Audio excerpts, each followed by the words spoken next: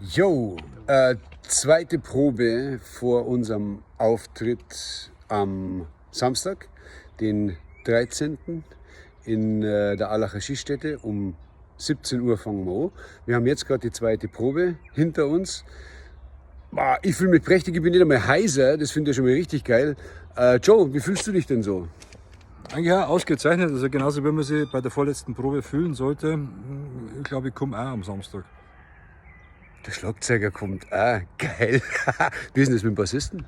Ja, wenn der Schlagzeuger kommt, dann komme ich auch. Jens? Geilomat, freuen Schön, uns. oder? Freue Super. mich Okay. endlich wieder auf die Bühne. Raus, hoffentlich ist Wetter gut. Okay. Das ist das Wichtigste. Nein, das ist nicht das Wichtigste. Das Wichtigste ist, dass ihr dabei seid und dass wir halt gescheit abbocken können. Das wird schon geil, denke ich schon. Abbocken. Ja, kriegen wir das alle irgendwie auf ein Pudel, meinst du? wir uns auf ein Pudel, Auf ne? ein Pudel, Auf das ein machen wir Pudel, das schief. ja. Schaut's vorbei, Yes. Allacher Skistätte. Jo. Samstag Alles bei klar. uns geht es um 17 Uhr los.